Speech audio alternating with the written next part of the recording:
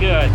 Also right now, all the spearfish are starting to show up. This springtime and through the summer, we get like a little bit of a phenomenon here off Kona where we get a whole lot of spearfish showing up.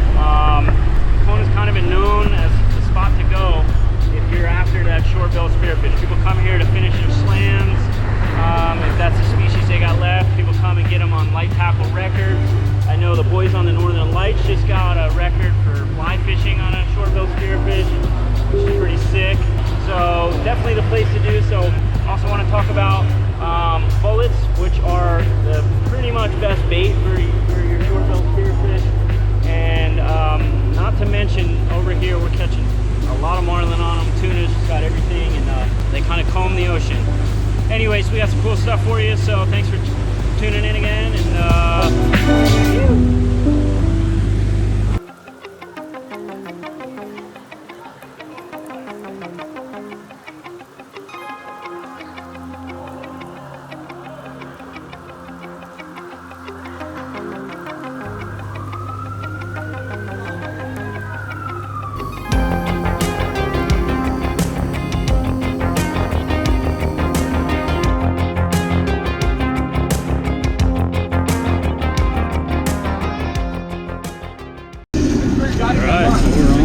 in the morning here. Spear probably.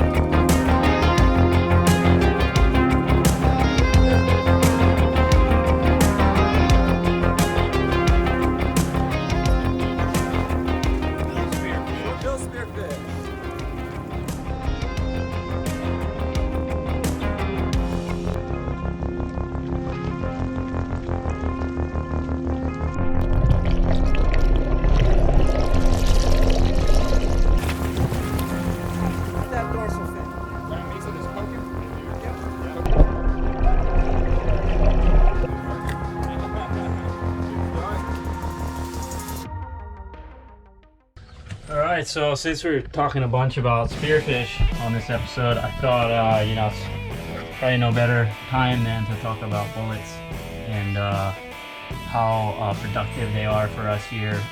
I mean, mainly, you know, not only on spearfish, but on all species. So, yeah, Joe, tell us a bit about.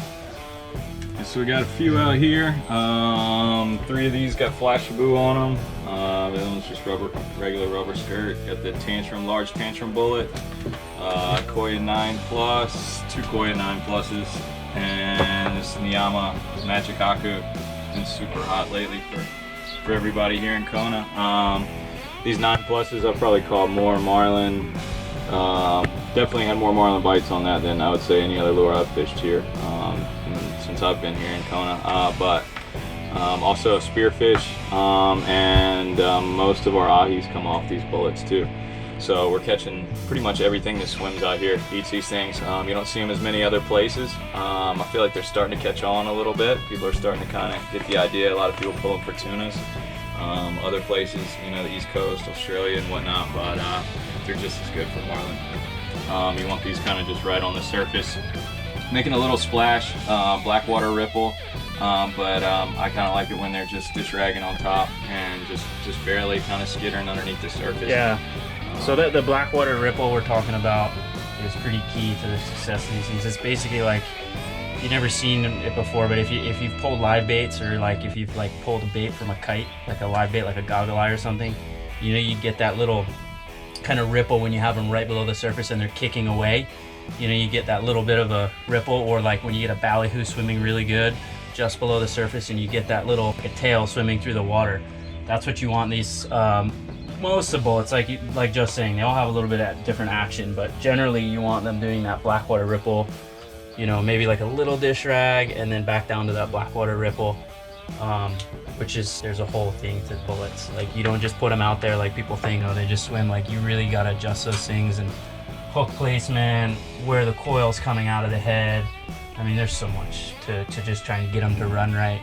But like you're saying, it's not just tunas and spearfish we catch on these things. I mean, yeah, thing sweeps the ocean. If something's out there swimming, yeah, it'll go after that. It's a good last chance thing too. Something comes up on the corner. Lots of times, if they miss that, they're gonna come back and smash that bullet on the back end. A little bit of everything on these things. Yeah. So it'd be cool to see a lot more guys trying to pull these things in different areas. I know some guys won't pull them because they think they only work on tunas, or oh, they don't work on the East Coast, or they don't work in Costa Rica or whatever. But just get one and try it out and get it to run right, and give it a good couple goes, because I can guarantee you that thing's gonna get smashed.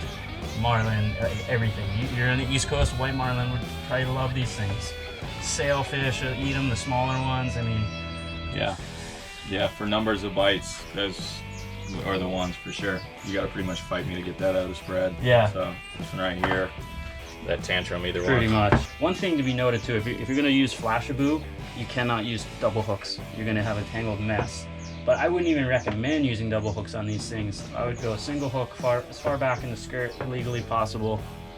Single hook up, right? Because it's gonna turn the way that hook's facing, and then having your coil coming up out of the head.